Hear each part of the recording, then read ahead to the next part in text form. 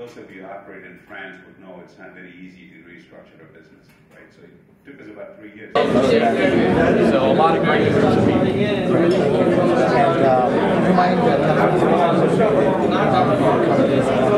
Sure. Well, first, a very dear friend of mine who I recently invited me. But putting my HR hat on, which I've recently... I'm Soma Somasundaram. I'm the President and CEO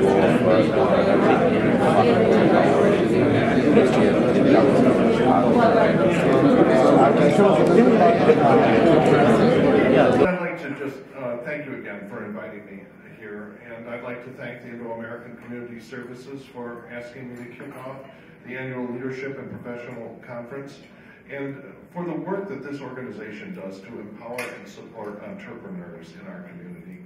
And I'd like to thank all of our panelists who will be with my little brother, who was, I guess, 17. There was no idea of networking at that point. You know, we were just two kids that had this wonderful prototype of a computerized theater lighting control. But you got to figure out to be up front, out there, like Soma said, be credible, but at the same time be able to share with them that there is light at the end of the tunnel. And you use any excuse to celebrate, right? I mean, you do. I mean, really, like someone said, you got an order to celebrate. From your experience, what are the skills and abilities and attitudes that you see in today's graduates that you didn't see, let's say, 15 years ago? You're accustomed to.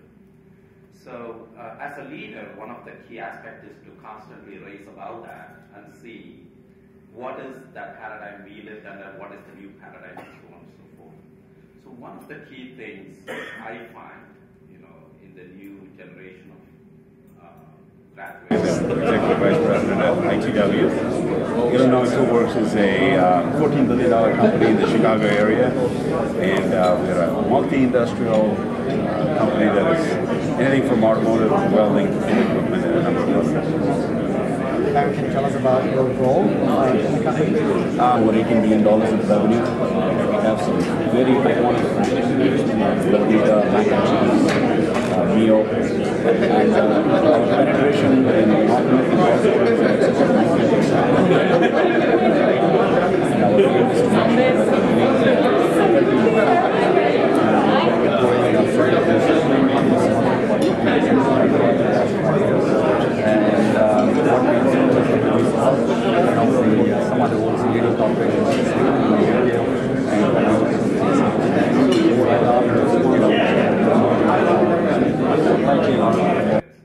is their ability to learn at a faster pace is much, much higher than at least our generation or my generation of people.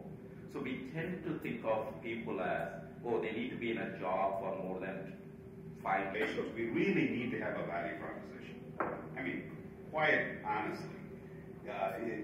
We tend to think, right, the generation that I came through, we generally say, okay, do a great job, right? It's just like someone talked about, do the job in front of you, good things happen.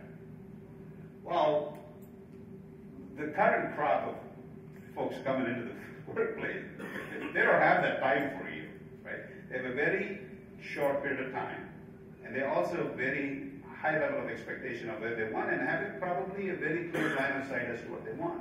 And so as companies, we really, really need to think about, and as leaders, think about what is our value proposition to this new generation of employees that we're coming to. No, fundamentally, I personally believe that the generation that is born here is actually at a tremendous advantage than where, at least, I come from, born and raised in.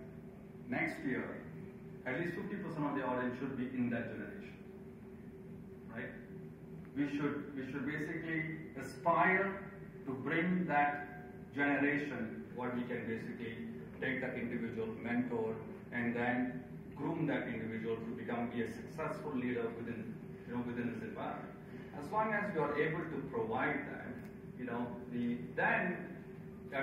the sky is the limit, for the current generation, because they can think extremely quickly. Just think about